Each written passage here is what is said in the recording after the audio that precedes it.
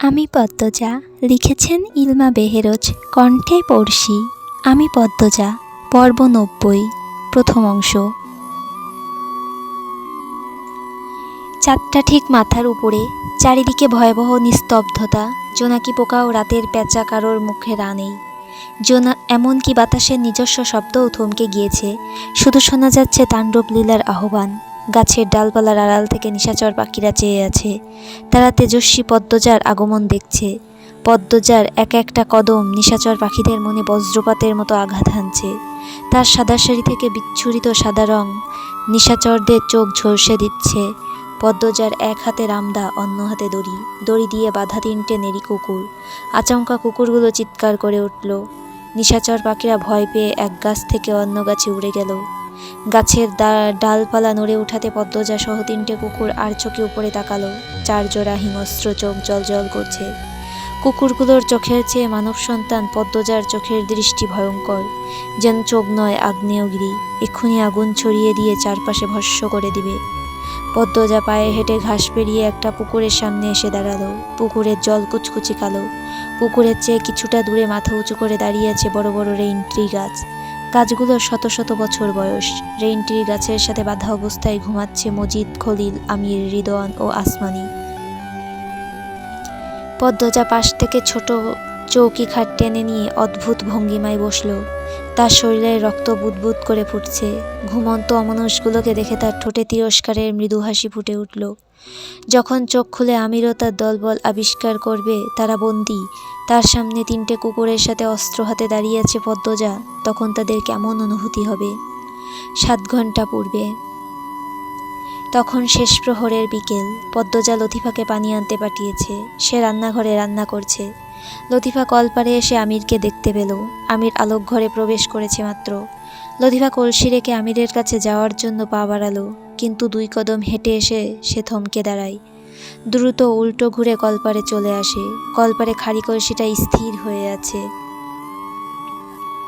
লতিফা কলসির উপর চোখ নিবদ্ধ রেখে কপাল কুঁচকায়। নূরজাহানের ঘর থেকে ৩ দিন আগেই ঘুমের ওষুধ সংগ্রহ করে রেখেছিল পদ্মজা।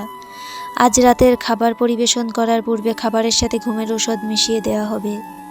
যখন সবাই ঘুমিয়ে পড়বে তখন পদ্মজা আক্রমণ করবে, এই পরিকল্পনায় লতিফাকে জানানো হয়েছে। লতিফা কলপারে এসে আমিরকে দেখে দুর্বল হয়ে পড়ে। তার বলে দিতে ইচ্ছে হয় আমির যেন রাতের খাবার না খায়, কিন্তু যখন মনুষ্যত্ব জেগে উঠল সে থেমে গেল। আজ লতিফার একখানা বড় কাজ আছে। রিনুকে নিয়ে তার পালাতে হবে। এই বাড়িতে কিশোরী রিনু এসেছে গত বছর। তার আগেও অন্দরমহলে রিনু নামে একজন কাজের মহিলা ছিল। তিনি ডায়রিয়ায় গত হয়েছেন ২ বছর আগে। এতিম লতিফা প্রথম যখন এই বাড়িতে এসেছিল, মজিদ ও খলিলের দ্বারা যৌন হয়রানির শিকার হয়েছিল। তারপর লতিফা ফরিনাকে সব জানায়। ফরিনা প্রতিবাদ করায় আমির সব শুনল। আমির তার বাপ চাচাকে নিষেধ করে লতিফাকে নির্যাতন করতে।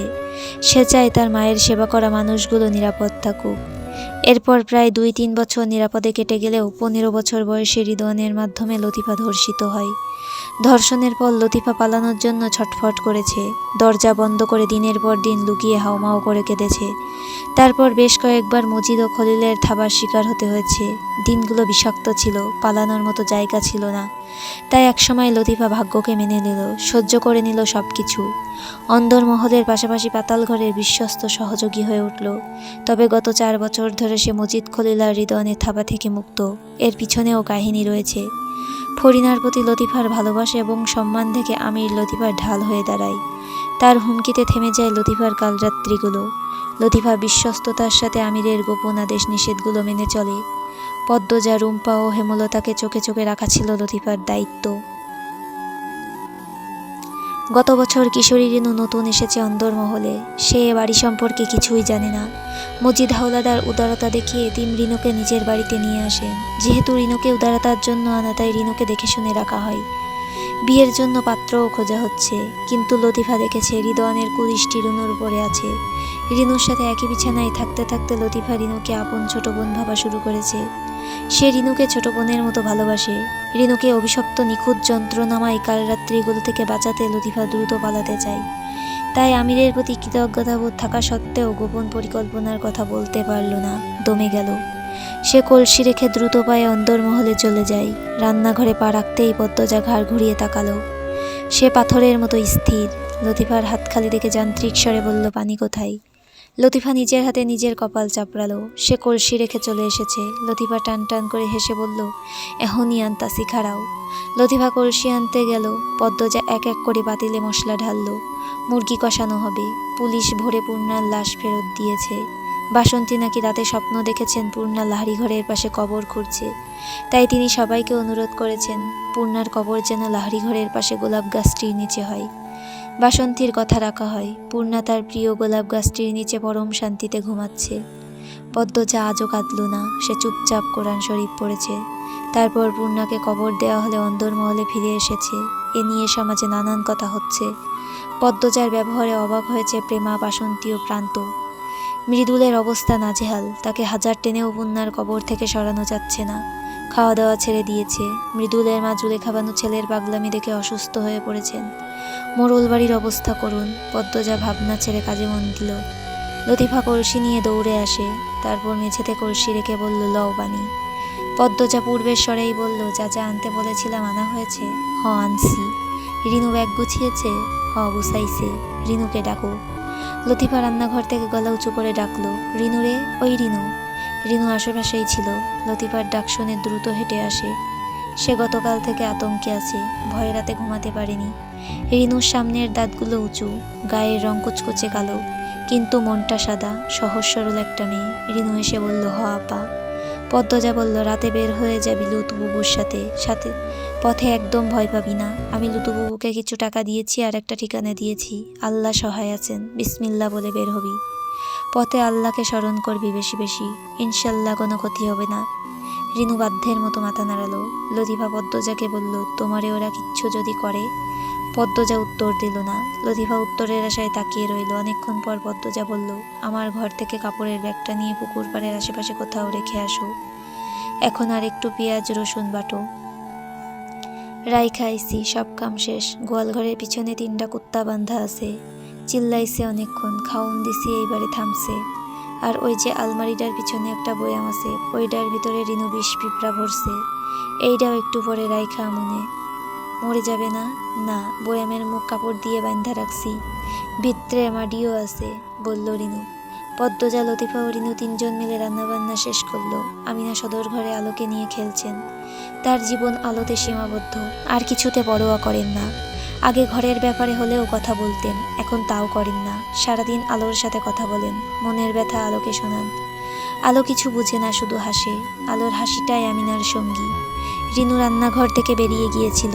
মিনিট 2-1 মাঝে দৌড়ে ফিরে আসে। পদ্মজাকে জানায় রিদওয়ান ভাইজানে আইতাছে, লগে একটা সেরি। পদ্মজার হাত থেমে যায়। তাহলে সেই নারী যে পূর্ণাকে হত্যা করতে সাহায্য করেছে? রিনু এক হাত দিয়ে অন্য হাত চুলকাতে থাকলো। সে রিদওয়ানকে আগে ভয় পেত, এখন নাম শুনলেই কাঁপে। লতিফা রিনুর অস্বস্তি ভয় খেয়াল করে বলল, রিনু ঘরে যা, দরজাটা লাগাই দিবি। লতিফার বলতে দেরি হয়, রিনুর ঘরে চলে যেতে দেরি হয় না। রিদওয়ান সদর ঘরে প্রবেশ করে আসমানিকে বলল, আমার লগে থাকবা না অন্য ঘর লইবা? রিদওয়ানকে দেখেই আমিনা আলোকে নিয়ে ঘরে চলে যান। আসমানি নিকাব তুলে চোখ বড় বড় করে বললে, বাড়ির ভিতরে তোমার লগে থাকুম? আইসি যে এইটাই বেশি, এমনিতে ডর লাগতেছে আমার। তখন রানী কাকি এরা ছিল, এখন তো নাই। যারা আছে এরা থাকা আর না থাকা সমান। আসমানি চারপাশ দেখে বলল, পদ্মজা কই? আচমানির চোখ মুখ দেখে দাঁত কেলিয়ে হাসল রিদওয়ান। বলল, বাবুর বউ পাগল হইছে, মাথা ঠিক নাই, ভয় পেও না। আসমানি চারপাশ দেখতে দেখতে বলল, মাথা ঠিক নাই দেখাই তো ডর বেশি। রিদওয়ান আসমানির সাথে ঘনিষ্ঠ হয়ে দাঁড়ালো। বলল, আজিত ফিরবে কোন দিন? মারে লইয়া শহরে গেছে, আইতে 4-5 দিন তো লাগবই। তাহলে কয়দিন আমার সাথে থাকো। আসমানি রিদওয়ানের মুখের দিকে তাকিয়ে হাসলো। রান্নাঘর থেকে টুংটাং শব্দ হচ্ছে। আসমানি বলল, পদ্মজা যদি জিগায় আমি কার কি লাগি? তোমাকে চিনে না? বাড়ির কাছে থাকো, আজিদের বউ হিসেবে দেখেনি কখনো? না। তাহলে কিছু বলার দরকার নাই। প্রশ্ন করলে উত্তর দিও না। সন্দেহ করলেই কি, না করলেই কি? পদ্মজার দাম আছে আর? আচ্ছা ছাড়ো, আমি পদ্মজারে দেখা আইতাছি। আসমানি রান্নাঘরের দিকে এগিয়ে যায়। সে চোখ বুলিয়ে চারপাশ দেখছে। এই বাড়িতে আসার অনেক ইচ্ছে ছিল তার, কখনো আসতে পারেনি। এই প্রথম আসতে পেরেছে।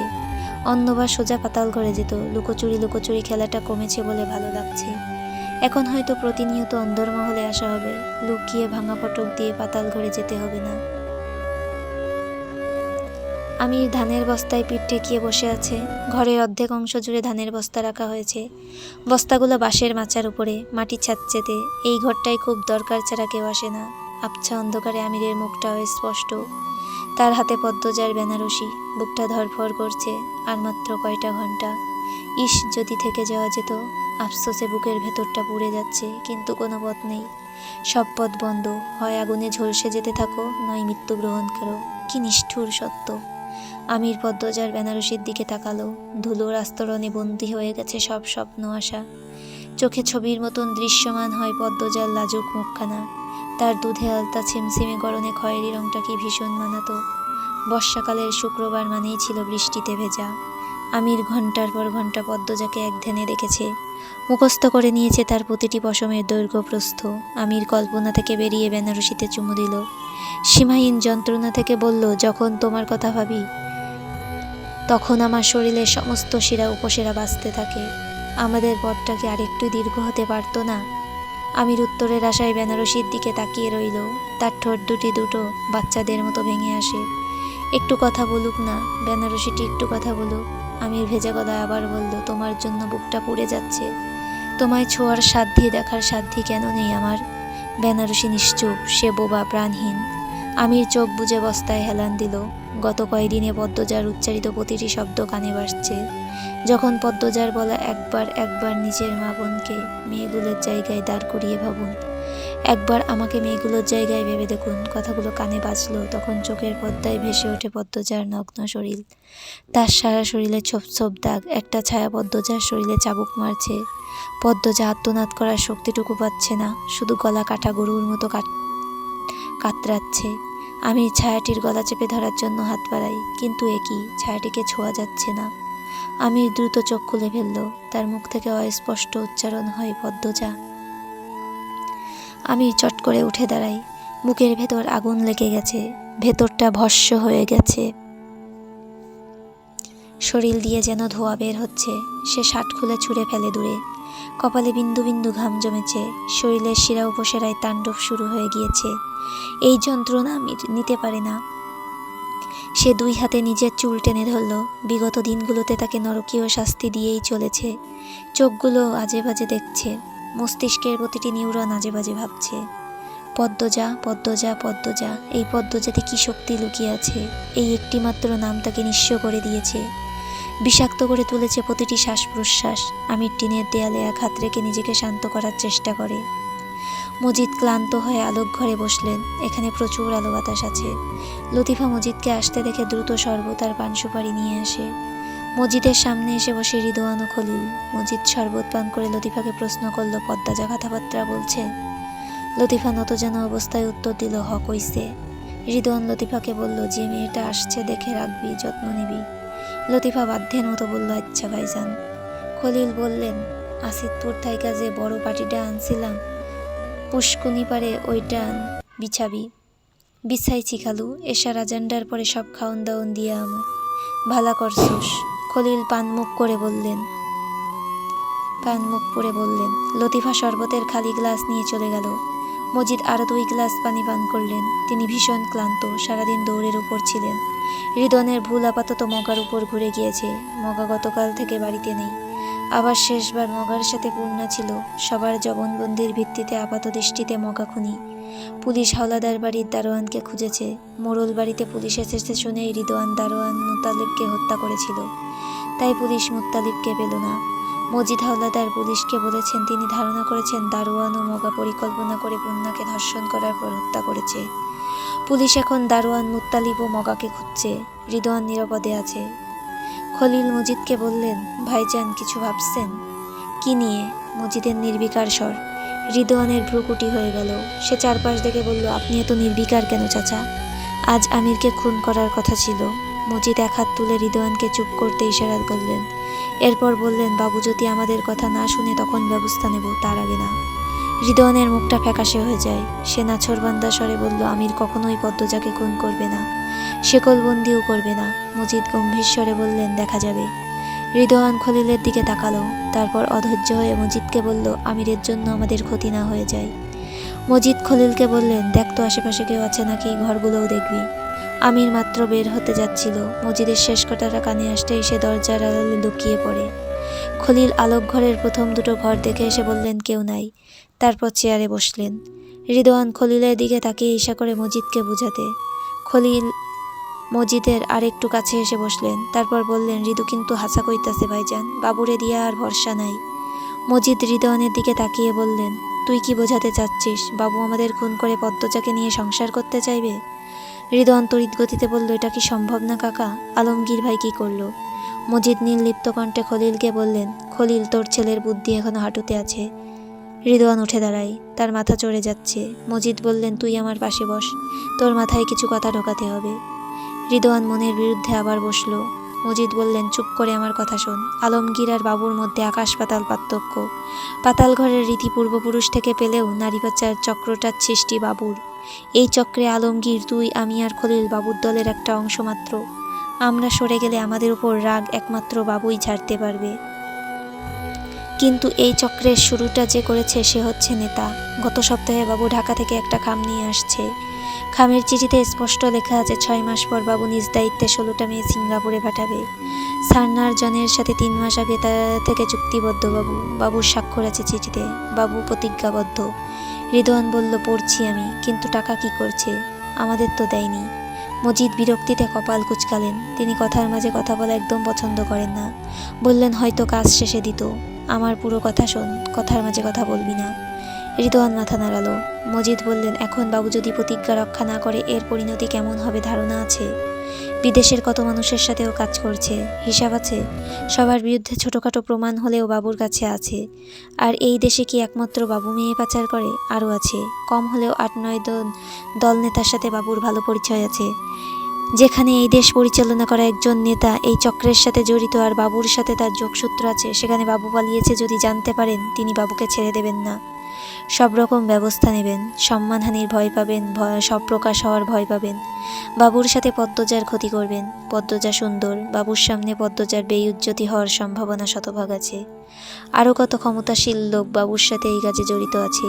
যতদিন বাবু এই কাজে নিজেকে রাখবে ততদিন ভালো থাকবে, ছাড়তে চাইলেই সর্বনাশ। বাবুর বুদ্ধি তোর মতো না রিদু, ও যাই করুক পালিয়ে যাওয়ার মতো বোকামি করবে না, এতটা বোকা বাবু না। যদি সত্যি বাবু পদ্মজাকে ভালোবেসে থাকে, ও ভুলেও পালিয়ে যাওয়ার সিদ্ধান্ত নিবে না। এই চক্রের সাথে জড়িত সবাই একজোট। বাবু পালানোর চেষ্টা করলেও একা হয়ে যাবে। সবাই ঠিক ধরে ফেলবে বাবুকে, আর বাবু ধরা পড়লেও পদ্মজা ধরা পড়বে। পদ্মজা একবার ধরা পড়লে চোখের পলকে ভোগের বস্তু হয়ে যাবে।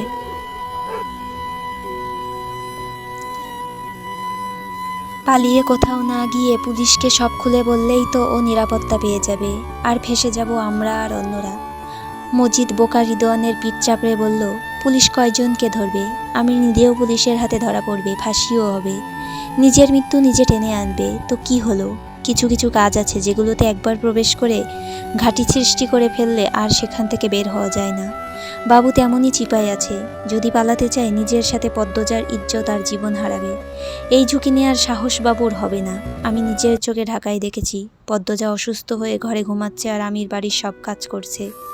পদ্মজার জন্য হলেও বাবু পাতাল ঘর আর আমাদের আঁকড়ে ধরে রাখবে। দেশে কি জায়গার অভাব আছে? কোথাও না কোথাও ঠিক লুকিয়ে থাকতে পারবে। ওর কাজ করতে হবে না, ঘরে বসে খাবে।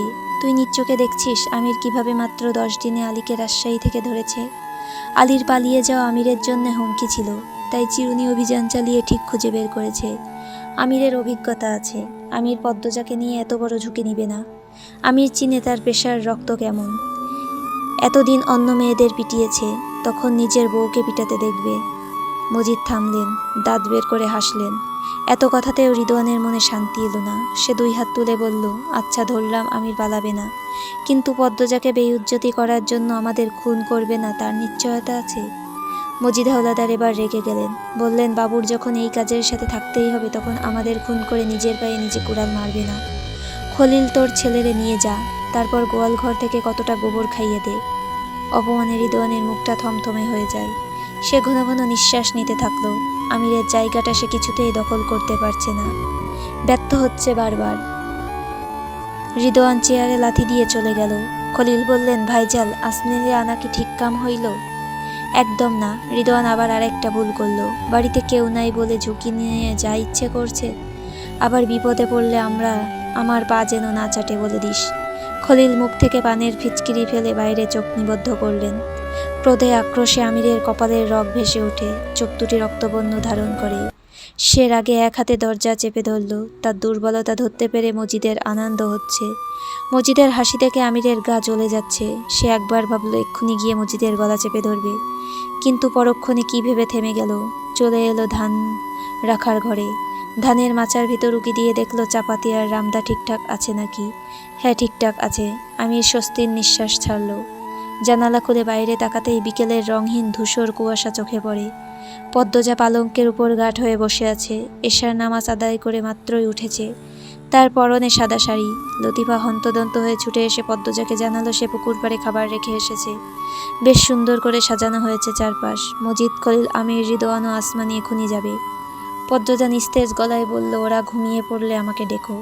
তার শান্ত স্বর। কথা শুনে মনে হচ্ছে পদ্মজা লতিফাকে ঘর ঝাড়ুর জন্য অথবা রান্না করার জন্য ডাকতে বলেছে। লতিফা দৌড়ে বেরিয়ে গেল। তার বুকের ভেতর দামামা বাজছে। মনে হচ্ছে যুদ্ধ শুরু হতে চলেছে। এ তো সত্যিই যুদ্ধ। লতিফার ঘাম হচ্ছে, চাপায় একটা আনন্দও কাজ করছে। কি অদ্ভুত! রান্নাঘরে আসমানি গিয়েছিল ঠিকই, কিন্তু পদ্মজাকে কথা বলাতে পারেনি। পদ্মজা একটা জবাবও দেয়নি। সে আসমানিকে পুরোদমে এড়িয়ে গিয়েছে। আসমানি নিরাশ হয়ে বেরিয়ে যায়। তারপর আর তাদের দেখা হয়নি। পদ্মজা বিছানা থেকে নেমে শক্ত করে হাত খোপা করল। জানালা গুলে কাচের চাঁদের আলো পদ্মজার পায়ের উপর পড়ে। নিখুঁত কালো রাতকে চাঁদ তার নরম আলোয় আচ্ছন্ন করে রেখেছে। পদ্মজা চাঁদের আলোকে ছোঁয়ার চেষ্টা করে। ছোঁয়া গেল ঠিকই, অনুভব করা গেল না। পদ্মজার কানের পাশ দিয়ে শাঁসা করে বাতাস উড়ে যায়। সে বাতাসের শীতলতাকে আগুনের আঁচের মতো অনুভব করছে। তারা পাঁচজন গোল হয়ে বসেছে। খাবারের সুন্দর ঘ্রাণে চারপাশ মৌ মৌ করছে। রান্নার ঘ্রাণ শুনেই আমির বুঝে গেল সব পদ্মজা রান্না করেছে। সে নিজেকে সামলাতে পারল না। সবারকে খাওয়া শুরু করলো। আগে তাদের হালকা পাতলা আলোচনা করার কথা ছিল, তারপর খাওয়া দাওয়া করে ভবিষ্যৎ পরিকল্পনা করবে। কিন্তু আমির নিয়ম ভঙ্গ করে শুরুতেই খাওয়া শুরু করে। অজ্ঞতা বাকিরাও খাওয়া শুরু করলো। তাদের চেয়ে কয়েক হাত দূরে টলটলে জলের বিশাল পুকুর। জলের রং কালো। আশেপাশে কোনো ফুলের গাছ আছে। একটা মিষ্টি ঘ্রাণ ভেসে আসছে। কালো জলের পুকুরটির 25টি সিঁড়ি। এই পুকুর নিয়ে অনেক গুজব রয়েছে, যদিও সব মিথ্যে। বাড়ির মেয়েরা এদিকটায় কখনো আসেনি। মজিদ হাওলাদারের ভীষণ প্রিয় এই জায়গাটা। তার দাদা এই জায়গাটাতে সবসময় ভোজ আসর করতেন। মজিদের ইচ্ছে ছিল চাঁদের রাতে পুকুরের পাশে বসে ভোজ আসর উপভোগ করার, কিন্তু সম্ভব হয়নি। মজিদ হাওলাদারের দাদা নিজের বউকে ভূতে ধরা পাগল প্রমাণ করার জন্য গুজব রটিয়ে দেন। সেই গুজব ধরে রাখতে মজিদ হাওলাদারও এদিকটায় আসেননি কখনো। আজ বাড়ি খালি হওয়াতে সেই সুযোগ মিলেছে। তিনি গতকালই দুজন লোক দিয়ে জায়গাটা সুন্দর করে পরিষ্কার করেছেন। চোখ জুড়িয়ে দেওয়ার মতো দৃশ্য হয়েছে। একটু দূরেই ঝাঁকে ঝাঁকে জোনাকি পোকা উঠছে। মাথার উপর চাঁদের আলো, চারপাশ 4টি হারিকেন। চমৎকার পরিবেশ। খলিল মুরগির রানে কামড় দিয়ে বললেন, বাবু সারাদিন কই থাউস? আমির ছোট করে উত্তর দিল, এখানেই। মজিদ আমিরকে আগাগোড়া পরখ করে নিয়ে বললেন, কোনো কিছু নিয়ে দুশ্চিন্তায় আছিস? না আব্বা, বলল আমির। রিদওয়ান কিছু বলতে আগ্রহী নয়। সে চুপচাপ খাচ্ছে। তার চোখে মুখে বিরক্তির ছাপ। আসমানি আমিরের পাশ ঘেঁষে বসল। বলল, পরের কামে কয়দিনের সময় দিছে? অনেক দিন। এইবার ভৈরবে নিশানা রাইখো। ওইখানে সুযোগ সুবিধা আছে অনেক। মজিদ আসমানির সাথে তাল মেলালেও আমিরও ভৈরবের কথা বলতাম। আমির রিদওয়ানের দিকে তাকিয়ে বলল, এই কাজ রিদওয়ান নিক। আজিদার হাবুড়ে নিয়ে কয়দিনের জন্য ট্রলার নিয়ে ভৈরবে চলে যাবে। রিদওয়ান না চাইতেও সম্মতি জানালো। আমির আর চোখে পিছনে তাকালো। তার চেয়ে 5 হাত দূরে একটা রেইনট্রি গাছ। গাছটির পিছনে সে চাপাতি আর রামদা রেখেছে। আর একটু রাত বাড়লেই যখন সবাই ক্লান্ত হয়ে যাবে, নেশা করবে, তখন সে আক্রমণ করবে। 2 হাতে 2 অস্ত্র নিয়ে রিদওয়ান ও মজিদকে আঘাত করা তার লক্ষ্য। তারপর খলিল ও আসমানি বা হাতের খেল। আমির চুপচাপ প্রহর গুনতে থাকে। খাওয়া শেষে প্লেটগুলো দূরে রাখা হয়। প্লেটগুলো সরানোর জন্য মজিদ চারপাশ চোখ বুলিয়ে লতিফাকে খুঁজলেন। লতিফা আশেপাশে নেই। অন্যবার তো থাকে, আজ কোথায়? মজিদ বিরক্ত হলেন। তিনি মনে মনে লতিফাকে একটা নোংরা গালি দিলেন।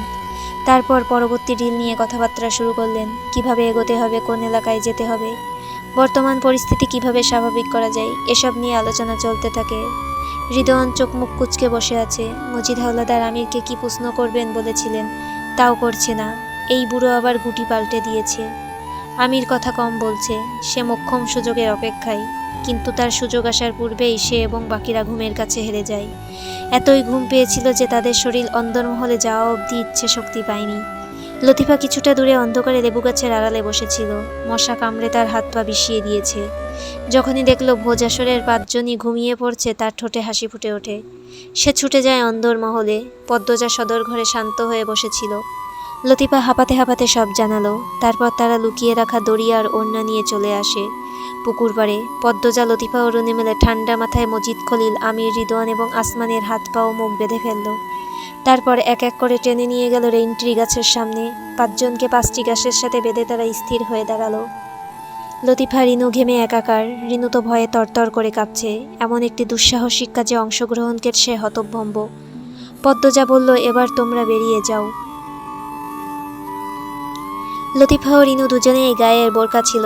তারা ব্যাগ নেওয়ার জন্য অন্দরমহলে দৌড়ে যায়। পদ্মজা বিদায় জানাতে অন্দরমহলে আসে। বের হওয়ার পূর্বে রিনু ও লতিফা পদ্মজাকে জড়িয়ে ধরে কান্না করে দিল। লতিফা বিষণ্ণ গলায় বলল, আবার দেখা হইব তো পদ্ম? আল্লাহ চাইলে আবার আমাদের দেখা হবে বুবু। সামলাইতে পারবা সব? পারবো, তুমি বেরিয়ে যাও, আর দেরি করো না। লতিফা এক হাতে ব্যাগ নিয়ে অন্য হাতে রিনুর হাত ধরল। তারপর ছলছল চোখে পদ্মজাকে একবার দেখে বেরিয়ে পড়ল অচেনা গন্তব্যে। আমিনা সদর ঘর থেকে সবকিছু দেখেছেন। এতদিনের পুরনো কাজের মেয়ে চলে যাচ্ছে কেন, তিনি প্রবল আগ্রহ থেকে পদ্মজাকে প্রশ্ন করলেন, লুতু কই যাইতাছে? পদ্মজা শান্তস্বরে বলল, শহরে যাচ্ছে। ওমা, কার কাছে? আপনি ঘরে যান, সকাল হওয়া অবধি বের হবেন না। আমিনা অবাক হয়ে জানতে চাইলেন, ক্যারে? পদ্মজা তীক্ষ্ণ চোখে তাকালো, বলল, এতদিন যেরকম নির্জীব ছিলেন আজও থাকুন। পদ্মজা রান্নাঘর থেকে হাতের আমদা তুলে নিল। তারপর আমিনাকে জোর করে ঘরে ঢুকিয়ে বাইরে থেকে দরজা বন্ধ করে দিল। দরজা বন্ধ করার আগে আমিনার উদ্দেশ্যে বলল, যদি কোনো শব্দ করেন আপনার মাথা শরীর থেকে আলাদা হয়ে যাবে। তারপর পদ্মজা রামদা নিয়ে গোয়াল ঘরে গেল। সেখানে থেকে 3টে নেড়ি কুকুর নিয়ে পুকুর পাড়ের পথ ধরল। নিশীথে 5 জন মানুষ বাঁধা অবস্থায় মাথা ঝুঁকে ঘুমাচ্ছে। আর সামনে রামদা নিয়ে এক রূপসী বসে আছে। পাশে 3টে কুকুর দাঁড়িয়ে আছে। দৃশ্যটি ভয়ঙ্কর। শুনশান নীরবতায় কেটে যায় ক্ষণ মুহূর্ত।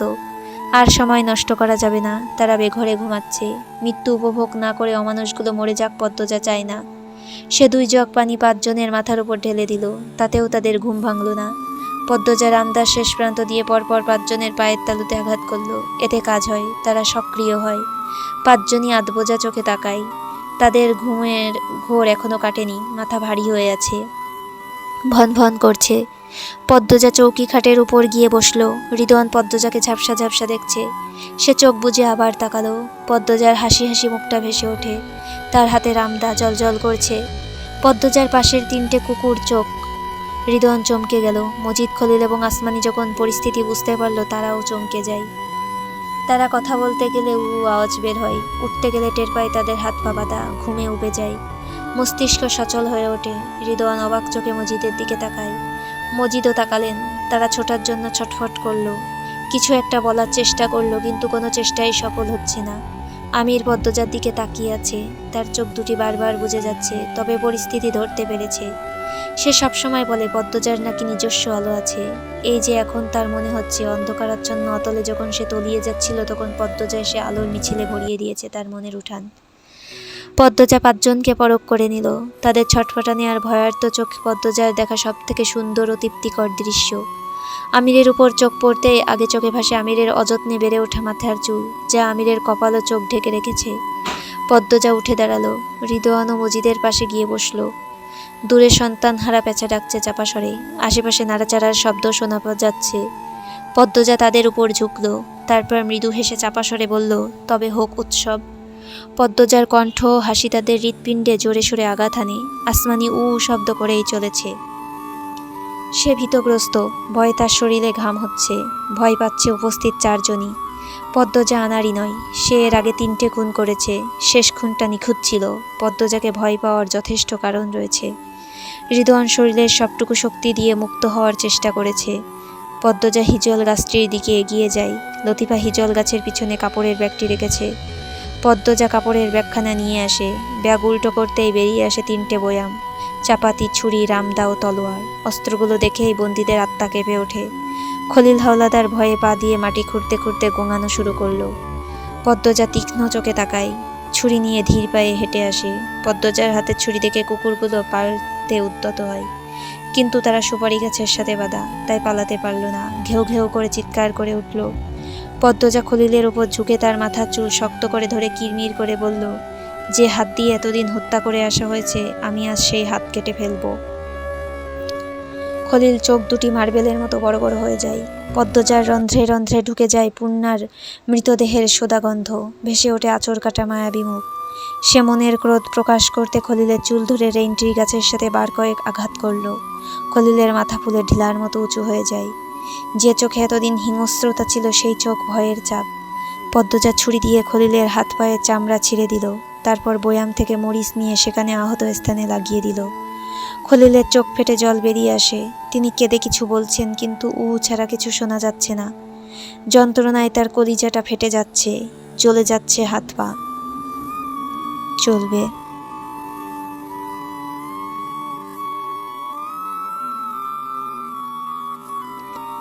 উপন্যাসের পরবর্তী পর্বগুলো পেতে চাইলে সাবস্ক্রিপশন করে পাশে থাকুন। গল্পগুলো ভালো লাগলে লাইক, কমেন্ট এবং শেয়ার করে পাশে থাকবেন। ধন্যবাদ।